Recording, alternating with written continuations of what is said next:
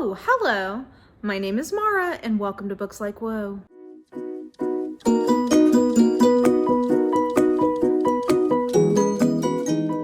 Wrapping up another month of reading. I do have one day left in February, and I'm sure I'm going to read something, but we're just going to cut it off here. And I will tell you guys, I have had just like the best reading year so far.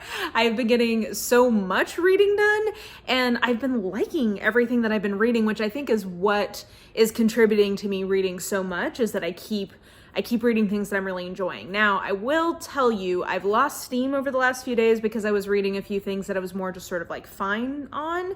So that may change in March. But so far, January and February were really highly rated reading months for me, and I just got through a lot of stuff. So let's start with some stats, and then we will move into my disappointments, my surprises, and my hits for the month of February 2020. Okay, so I've got to tell you, first of all, I can't figure out where the problem is, but there is a reconciliation issue with my spreadsheet in Goodreads. I don't know. I'm just gonna go with my spreadsheet numbers. So for the month of February, I read 29 books, which is a book a day, and I still have one day left. Okay, I read a lot. So 25 of those were from my TBR, 4 were ones not from my owned TBR. I read a total of 8,671 pages with an average book length of 299 pages. The average age of books that I read this month was 9 years. So that'd be like 2011, and the average length of time a book had been on my TBR was 18 months. New thing that I'm tracking this year is the average cost of book that I read. So the average cost of book I read was $2.02. 35% of the books I paid for. The other 65% were either from the library, from a publisher, books I got for free, from like Kindle or whatever, gifts, etc. Genre-wise, looks like the biggest ones that I had were contemporary romance and speculative romance, which makes sense based on the number of arcs I was reading this month, because I do tend to read a lot of that kind of stuff for front list arc situations. I've also been doing a read through of Kresley Cole's Immortals After Dark series, so that definitely skewed it more towards speculative romance. So those were definitely the two biggest genres for the month, and then a little bit of everything else sprinkled in there. We got general nonfiction, short stories, mystery, fantasy, sci-fi, classics, memoir, philosophy, a little bit of everything else. And then in terms of ratings, my average rating for the month was very high. It was 3.465, and the distribution here seems to be mostly in the 3-star and 4-star range. Those were the two most common ratings I was giving out. And I did have one 4.5 star, which is a favorite of the year, and one 5-star, which is an all-time favorite. We will definitely be talking about those. So those are the overall stats. And then in terms of challenges that I made progress on this month, I read several books in the Immortals After Dark series, and I am now caught up, and you will be seeing a full vlog with all my thoughts, I think, Wednesday, so stay tuned for that. My We Need Diverse Romance pick for this month was A Princess in Theory by Alyssa Cole, which we will definitely be talking more about. I did read Cold Comfort Farm by Stella Gibbons, which was on my classics, 12 classics I want to read in 2020 list, so I read and enjoyed that. Did read 2 things for what I'm calling my Operation Sci-Fi challenge. One was This Is How You Lose the Time War. The other was Recursion. I don't think I talked about this in my mid-month check-in. So yeah, enjoyed. Not my all-time favorite. I know some people absolutely love this. This was good, but not great to me, but had a good time reading it. And then we'll talk more about this one in a different section. Stay tuned to see which one. What else? I told you I've read a bunch of arcs. I did read The Pale Horse by Agatha Christie, which we will talk more about. And I am trying to finish up all of the books that I have not yet read from her this year. So that was the first one I did for that project. I read The Final Empire by Brandon Sanderson as a part of a fantasy challenge that I'm doing, which I think you'll probably see maybe in March, April, sometime in the next few weeks. And then I did get through 2 books from my 20 books I want to read in 2020 list. The Diving Bells by Lucy Wood, which I'd been in progress on from January, so I finally finished it up. And then Becoming Wise by Krista Tippett. So, as you can see, I do have a lot of challenges going, but I also think in addition to really liking a lot of the things I'm reading, that's the other thing that is keeping my momentum and pacing up so much, is because it helps me at the beginning of the month come up with like a real game plan of like what I'm going to get done. And yeah, because there's so much diversity within the types of challenges I'm doing, I'm never getting bored, which is nice. Like it keeps it keeps things moving, and it lets there be a book I can read towards a challenge for just about every mood, which seems to be working well for me. So those are the overall like stats challengey things for the month. Let's start with my disappointments, and then we'll go to surprises and hits. Okay, 3 books I wanted to mention as disappointments. I didn't hate any of these, but they didn't meet my expectations, and one of them really didn't meet my expectations. So one that I enjoyed, but just, I think I mentioned this in my mid-month wrap-in, like I'm starting to worry or wonder if I'm just like kind of not as into what Christina Lauren does anymore, but The Honey Don't List was good. I think here's what it is. There's a fine line in these kind of rom-com-y contemporaries between women's literature, chick lit, whatever, and a romance. I want my rom-com to err on the side of a romance. Like I want that to be the main thing. And this is one where I just don't think the romance really had enough time to bloom. I didn't really buy the ending of it. And so while I really like Christina Lauren's writing style, like I was having a good time while reading this book. I gave it 3 stars. Like it's perfectly fine. It's good. I would recommend it. It just didn't have the right balance for me of an actual romance, which is what I was coming to the book for. So in that sense, it ended up being kind of disappointing. So I don't know. I mean, I'm not going to like stop reading their stuff yet. Like it's not to that level. I think Twice in a Blue Moon, that trope just like fully didn't work for me.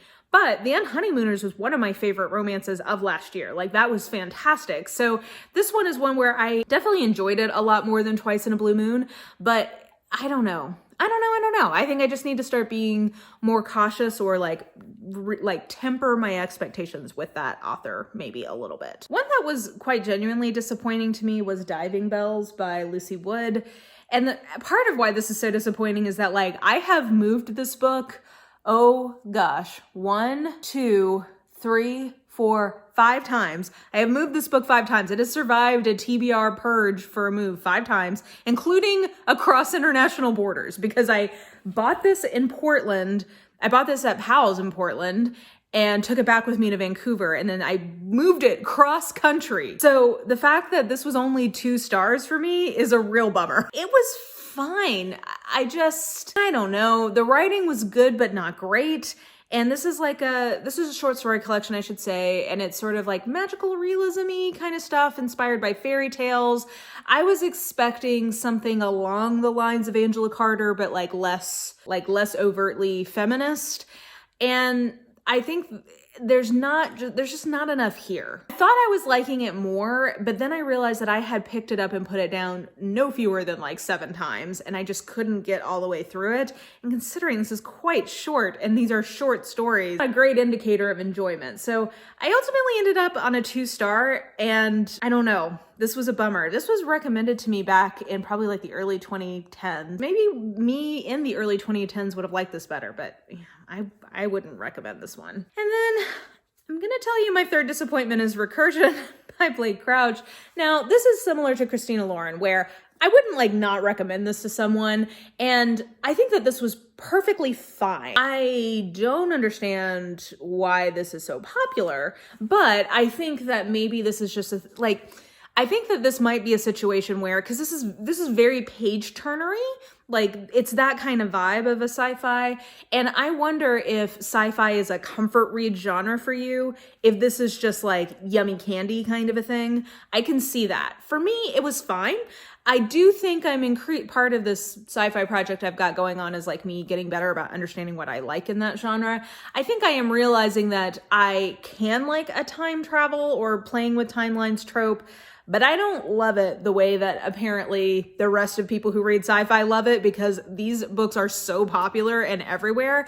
And I don't know. There's a lot of ethical and moral implications from them. Sometimes I feel like that is handled well. Other times I feel like it is handled less well. I don't know that this one handled it badly, but it didn't handle it really to my satisfaction. That's what it is. I didn't find this a very satisfying read. I don't think it had the level of prose or thematic content to make it a beautiful book. In contrast, actually, to, I would say, This Is How You Lose the Time War. If we're comparing these, both of these are time travel-y kind of books, Both of them have like a love story as a big piece of them.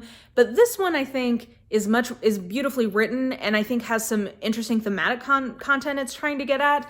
And this one doesn't have either of those things. So that's why I gave this a 3.5 and I gave this a 3. Neither of them, I think I've realized, are probably kind of like my kind of books, but there's nothing in addition for this one. So really the only enjoyment I can have of it is as a page turner. And while it was fine as a page turner, I didn't necessarily find that super satisfying because it's just not 100% my wheelhouse. I don't know if any of that made sense.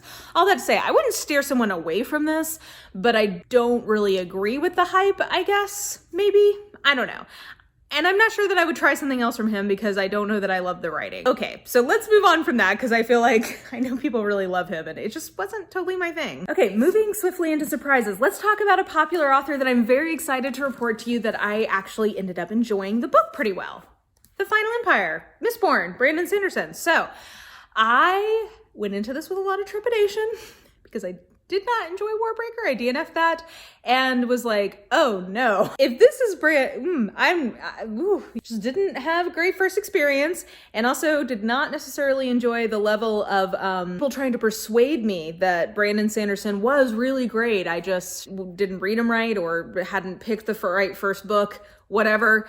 I didn't enjoy that whole bit, and I was like, do I even want to read another book from him on the channel? Because if I don't like it, I'm just going to get a ton of comments of either people disagreeing with me or very well-meaning people basically trying to persuade me that I'm wrong and that I just need to try a third time with a different book. However, for this other reading project I've got going on, I'm like, okay, this one makes sense for it. I need to pick that.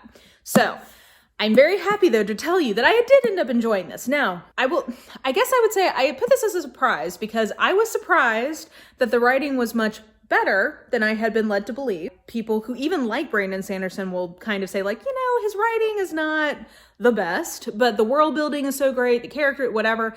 But like, you just got to get past the writing. I actually didn't find the writing to be like obstructionary. I don't think it was beautiful. It is very repetitive, but it was fine. I also, however, didn't find the world building to be nearly as amazing as people talk about it being, like, because that's kind of what I think of when I think of Sanderson, as people are like, oh, his magic systems are amazing and his world building is so cool. I mean, it was fine. It was cool. I liked it, but I didn't think it was anything. It surprises me that that's sort of his reputation.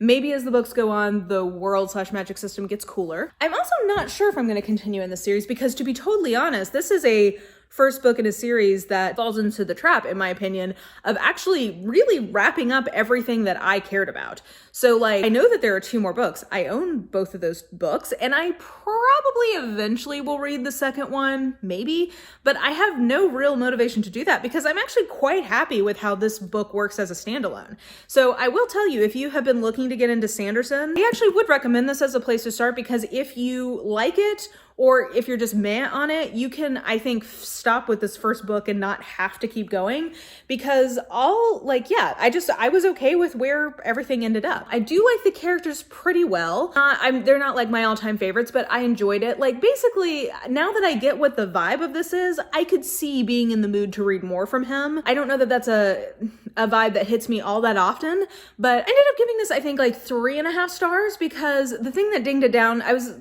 thinking like, oh, maybe this is gonna be a 4-star book. The reason I ended up giving it 3.5 was because it's not that the way that the like twist happens is bad. It's not that it's like, oh, that doesn't make sense or it wasn't set up or whatever. He just didn't sell me on it. Do you know what I mean? Like, sometimes when you have like a twist, you kind of have to like go with the author a little bit on it. And for me, I just was like, didn't fully sell me on everything involved in this. I also don't think I love Kelsier the way that apparently some people do, so maybe that was part of it. But anyway, all that to say, this is sounding more negative than I meant it.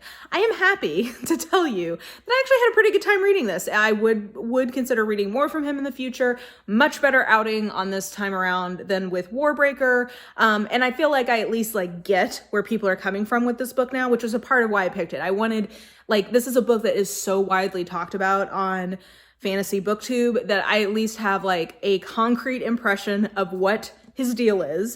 And it was a pretty positive one. Like, this is a page turnery, fun, can totally see why people get into this. Another surprising reading experience was that I accidentally ended up having flashbacks to grad school because I accidentally read 2 books of philosophy slash theology. So I kind of knew that's what this book was, which, by the way, I gave this 3 stars because I do not think that this book works really as a book. It's basically podcast interviews that have been sort of like brought together with some commentary. So I would just recommend going back and listening to the podcast. I switched to the audiobook on this and enjoyed it much more. And it makes me want to go listen to the full interviews on the podcast, which are actually not that long. So as a book, I gave this 3 stars, fine, but I think doesn't necessarily totally work as a book. It also just reminded me of so many of the conversations sitting in the like lunchroom having philosophical debates with people, kind of a thing. So I enjoyed that as a mood, but I kind of knew that's what I was going to be getting with this. However, I want to mention, also, I should say, this is my 3rd 20 books I want to read in 2020 pick, and I have given none of them more than 3 stars. So this is making me think things that have been on my TBR for a really long time, maybe I just need to get rid of. I don't know. Hopefully I start improving. But anyway, all that to say, so I knew I was getting some philosophy with that. I didn't realize that Daniel Mallory Ortberg, who now goes by Danny M. Lavery, Daniel Mallory Ortberg's memoir was basically going to be a theology of gender, and I knew that this was going to be a lot about his transition because he is a trans man. I knew that that was going to be a big piece of it, but his imagination is so infused with biblical references, the Christian Bible, that this basically becomes theology. And a really interesting theology in terms of its form and the personal essay bit of it. So I would definitely recommend this. I do think that what keeps this from being great is editing, because I do think that there are a few bits in here, because, he pulls in some of the kind of playing with different forms that he did when he was running the Toast. But, and those are good, but I think sometimes they're getting in the way of the rest of the book.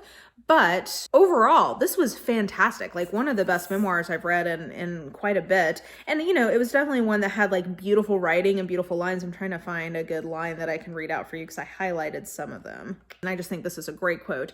As my friend Julian puts it, only half-winkingly, God blessed me by making me transsexual for the same reason God made wheat but not bread and fruit but not wine, so that humanity might share in the act of creation. And like, I loved that analogy. And also, it is full of things like that, of like very different takes on theology for gender stuff that I've read in a very long time. This just like sent me back in a great way. I also loved his reckoning with his sort of like fundamentalist or evangelical upbringing. I really related to a lot of that because that's also my context. Yeah, I just think that this is a really good memoir that I very much recommend. Something that may shock and discredit you. Different than what I was expecting, so definitely a surprise, but very much enjoyed it, very much would recommend. Oh, I also will take this moment to mention, I'm still hosting Monte Cristo March, so we are doing a read-along of the entire book of The Count of Monte Cristo by Alexandre Dumas. So we're doing that. I've got a schedule up for us to read that for the whole month of March, so if you were wondering if that is still happening, yes it is. I've got the schedule and the Discord threads up, one for spoilers, one for non-spoilers. You can see the schedule. All of that good stuff is up on Discord. So all that to say, moving into hits. So as I mentioned at the beginning, I read a bunch of Immortals After Dark books, and I enjoyed 3 of them a lot. I enjoyed Pleasures of a Dark Prince, which I talked a little bit about in my mid-month check-in. I did read and very much enjoy Sweet Rune. I gave this 4 stars. A little too angsty for my taste, but I felt like the grovel matched the crime, which is often my problem in these books. So I ended up quite enjoying this and thought it was a different take, and the heroine in this one is awesome. Josie is great. She's one of the best characters in the whole series. So I frankly wish that she'd had a better hero to go with her. So there was that, but then unquestionably my favorite of the ones that I've read is Demon from the Dark. I gave this 4.5 stars because this has to be one of the most interesting explorations of power dynamics I have ever read in a romance. There's so many layers in terms of the power dynamics of the situation they're in, the power dynamics of their respective backstories and how they align, and the power dynamics of their different powers and how they come together, because they are both immortal creatures. He is a demon, a vampire demon. He was born a demon and then was turned into a vampire. So he is like one of the most powerful creatures in this entire lore. And he's basically been treated like an animal. And it's so sad. Like, it's just, your heart breaks for him because he's he's just been treated so terribly his entire life. There's a scene where he accidentally burns himself and the heroine goes to like be a normal human being and try to help him, and he purposely burns himself again so that she will touch him kindly again, because he has never had anybody touch him with kindness before.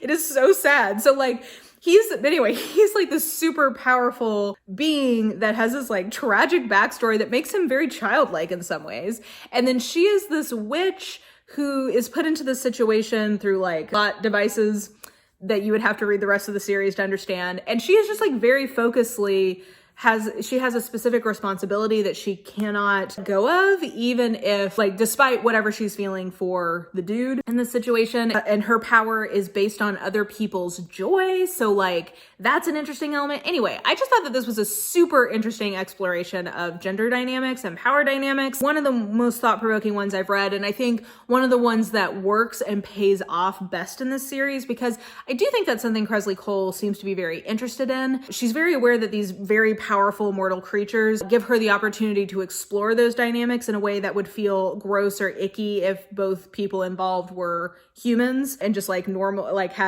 were not immortal beings with all these powers. Now, apparently she does try to do this in a contemporary series that I'm like, that would be too much for me. But it works for me in the context where the women involved are immortal and have really crazy powers. So I think that this is one in the series where her interest in that pays off a lot better than it does in some of her other books. Like some of these books, it doesn't work for me. This one really did. And it's one that if you are somebody who is interested in romance specifically for that kind of exploration, I think that this would be an interesting read to you. Another hit this month was Cold Comfort Farm from Stella Gibbons, because guys, I gotta tell you, this is one of the weirdest books I have ever read, which I kind of knew going into it that it was a weird book, but no, it's like seriously a really weird book. It is so funny and so bizarre. Like there's all these just little asides in this book that make me laugh. Like in the introduction, you find out that the main character's best friend is known for collecting bras, which I guess like people probably do collect lingerie, but like in the 40s, was that something you would tell people? I don't know. There's all this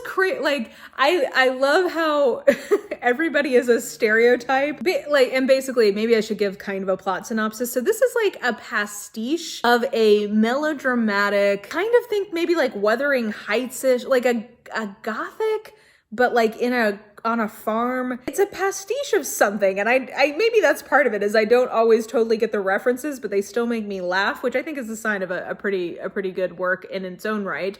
But basically this girl, this woman in I think like the 30s or 40s, her parents die suddenly. She doesn't have money, and so she's going to have to depend on some of her relatives to take care of her. One of her relatives agrees to take her in, and she goes to this farm, which is called Cold Comfort Farm.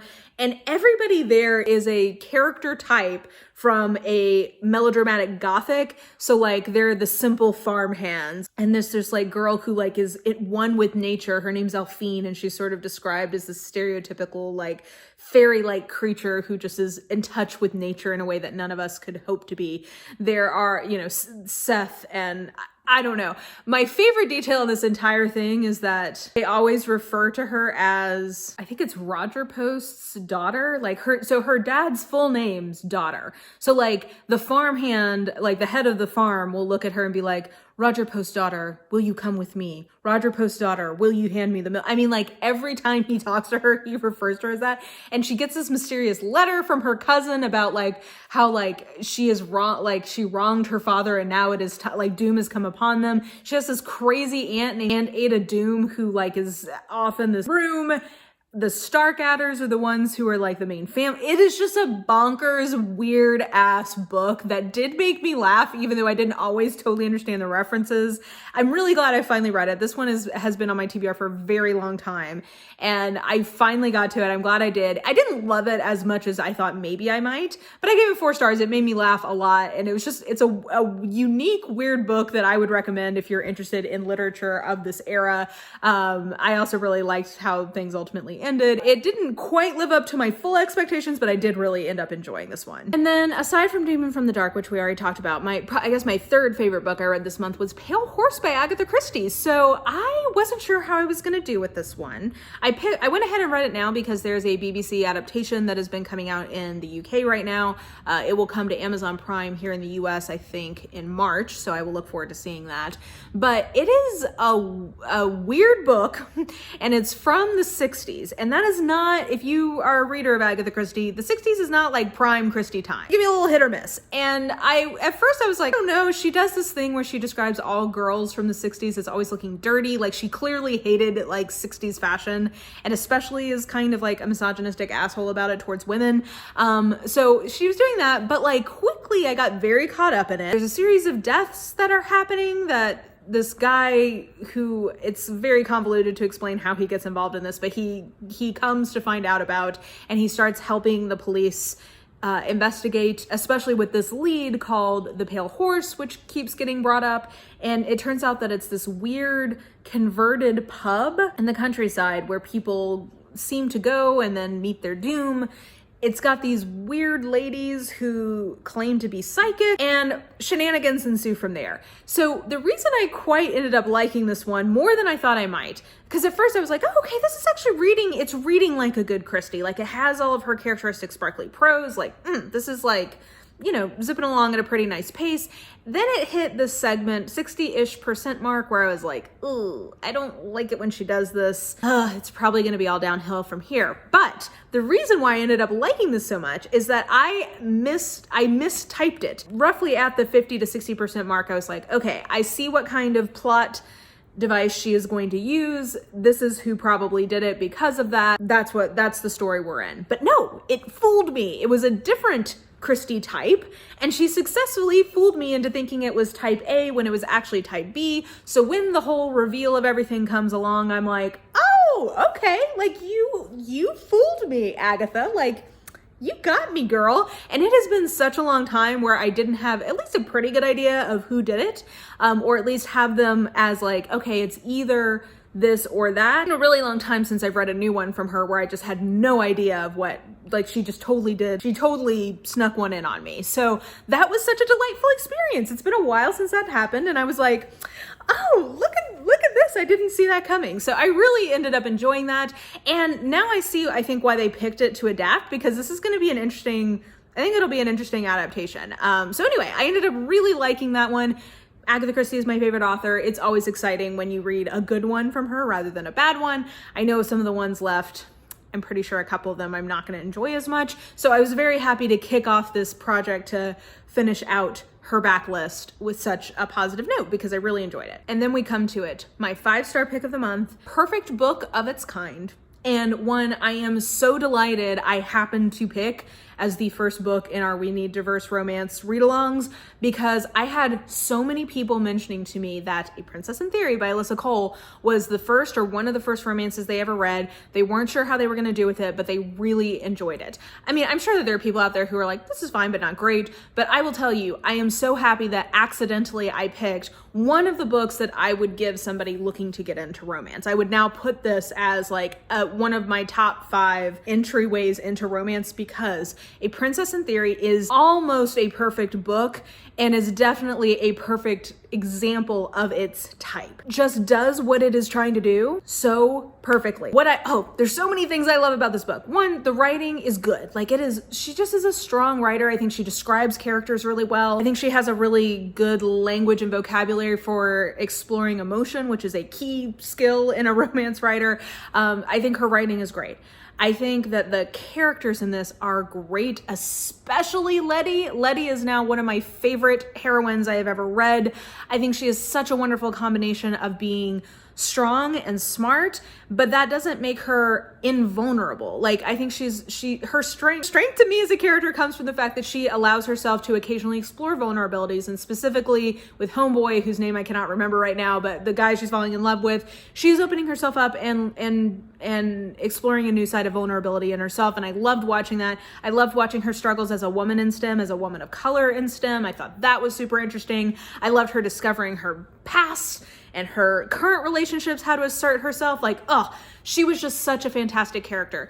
I thought the plot of this was executed so well, and we'll end with the thing that I love most about it. But one of the things in the plot that I absolutely loved was that this is a book where there is no lag scene and there's no repetition. And what I mean by that is that sometimes I think, and I'm okay with this, because in the hands of the right author, you're not going to notice it, or you're not going to resent it, or you're just going to enjoy whatever it is they're serving to you. But I do think that there can be a tendency in romances to have repeating scenes or repeating conflicts a couple of times in the middle. Basically, in almost any book, I think the middle is the hardest part. Like, how do you keep the plot moving and keep it interesting between the the newness of the world and the satisfaction of the ending?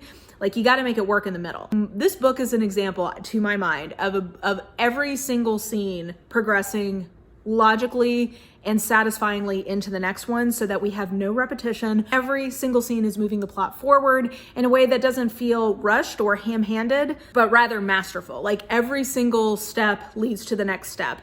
I thought that that was handled perfectly. And the thing that most impresses me about this book is that this is a book, one of the ones I can think of like doing this better than almost any other thing I've ever read, where the premise, there's a high premise that gets fully explored, and it's not just a crutch. What I mean by that is that commercial fiction often has a hook of a high premise, because part of the joy of reading commercial fiction is that you're reading really similar books by different authors. What you're enjoying from them is the familiarity and seeing these slight variations on well-worn ideas, tropes, character types, etc. That's not a knockdown on commercial fiction. That's what's enjoyable about it. And authors who do it well, it's not easy to do that well. If you are reading a lot of mystery, for example, part of what you're reading is not like, are they going to figure out the mystery? Like, girl, duh. That's part of like what's baked into the genre. For the most part, sometimes that gets subverted.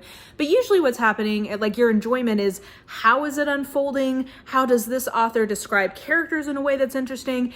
And usually there's often like a hook. So in a mystery, maybe it's, the hook for me is, oh, we're solving a mystery and we're all trapped together. Like, we can't get out. And that's kind of like the hook. The premise makes what is otherwise a pretty perfunctory, well-worn plot more interesting. And oftentimes commercial fiction writers will, they'll introduce the premise. It's there enough to serve their function, but they don't necessarily fully explore all of the implications of the kind of hook or interesting premise that they've set up. But when I tell you that Alyssa Cole takes a very high premise that is very interesting and hooks you in, what if the scammy emails from an African prince asking you for personal information so that they can make you wealthy?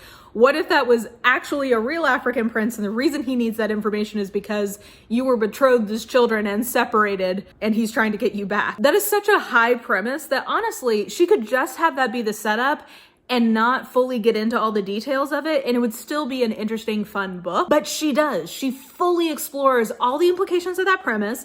She explores the motivations on both sides of like what Letty's thinking, what the guy is thinking, how this would actually play out. She allows it to fully play out in a way that I think often doesn't happen, because just the idea is often enough to hook in the reader. And if you pay a little bit of lip service here and there to it, that's going to be enough. But she fully commits to that high premise and goes there, explores it in ways that are interesting, fun, make sense in a modern world. Guys, this book is a perfect contemporary romance. Now, I will say, as a book, the only ding that I do have on it is that I do think the ending is a little bit rushed and a little bit, I would have liked a few more scenes to allow that to breathe a little bit. Felt a little bit like there was a set page limit and she was approaching it, so she had to kind of wrap things up. That's the only critique I have of it, but I don't care, because I absolutely love this book. 5 stars. So glad that I picked it as our first entry in these read-alongs. And I would now tell you, if you are somebody who is looking to try a contemporary romance, I think that this would be a really friendly point of entry based on my own reading experience and based on the feedback that I have been getting from people who gave this one a try. Love this book. Can't wait for more. I think I'm going to read A Prince on Paper next, because I just can't wait for Naya's book, because I loved her and I also want to see what Johan does with her. I just think that'll be great. So, loved it. highly recommended. Okay, I think that brings us to the end of this video. Thank you for watching. And I also just wanted to say thank you to all the kind comments from my 2020 goals video, where I was kind of talking about some housekeeping and talking about some things that I'd been contemplating with you guys. I really appreciated the feedback. I think something I've realized is that I have a lot of self-judgment, and I think sometimes that obscures my ability to rightly interpret how I'm being perceived. So it was very helpful getting feedback from you guys of your perception of the level of sharing that I do, and your supportiveness of me basically saying like, here are my boundaries. I really appreciated how positive the response to that video was. I was honestly not sure how that was going to be received, so I appreciate it. Like I said, I've got a few things coming up in terms of read-alongs, so if you're interested in that, go check out my Discord. I'm sure there's other things I probably should be telling you right now, but I don't remember what they are. So we're just gonna end things here. Enjoy your leap day. That is the day I'm filming. I hope, enjoy your extra day of 2020. And yeah, I think that will do it for now. So if you enjoyed this video, please like, subscribe, follow me on the social medias if you are so inclined. I have all that information listed in the description box below, and I think that will do it. I hope you are having an absolutely lovely day today, and I will just talk to you soon. Bye.